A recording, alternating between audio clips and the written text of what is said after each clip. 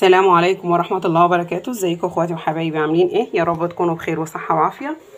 قبل ما نبدأ نصلي على النبي عليه افضل الصلاة والسلام، يا ريت تدوسوا لي لايك وشير وتفعلوا الجرس. كده النهارده يا حبايبي ان شاء الله كده هنعمل صينية بطاطس بالفراخ، وهتطلع صينية زي الفل ان شاء الله. وهنشوف مع بعض هنعمل ايه المكونات ايه. اول حاجة دي بطاطس، ده تقريبا كيلو. انا عملته حلقات عريضة بالشكل ده، قشرته وقطعته.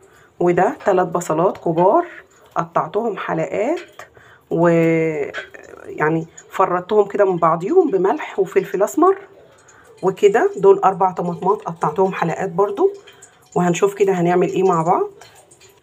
كده حبايبي تكون السمنه سخنت على النار، واحنا الفراخ سلقينها نص سلقه. هننزل بالفراخ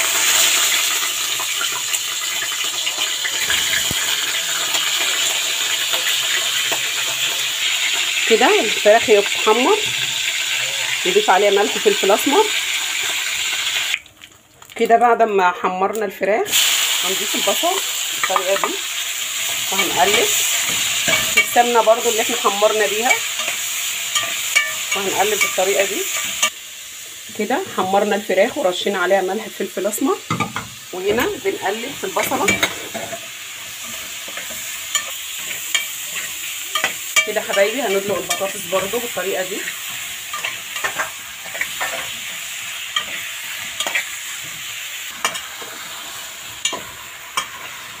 كده هنقلبهم لمده 3-4 دقايق، وبعد كده هنشوف هنعمل ايه مع بعض. كده حبايبي بعد ما احنا قلبناهم 3-4 دقايق بالطريقه دي او 5 دقايق، هنضيف الصلصه بالطريقه دي. كده بعد ما احنا ضفنا صلصه القوطه هنسيبها لحد ما تغلي وتستوي كده تقريبا تلت سوا. وهنا حبايبي جنبيهم هنعمل رز بشعريه.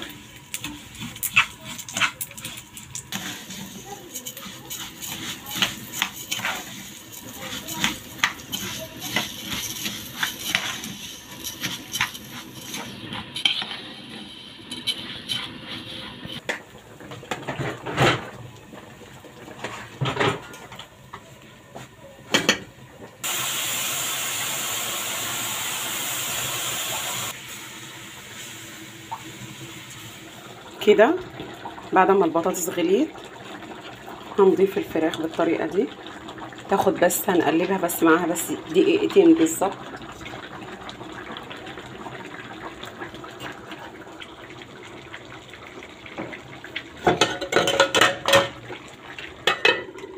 كده بعد ما البطاطس غليت كويس خدت كده تلتين سوا، هنضيفها في الصينيه على طول.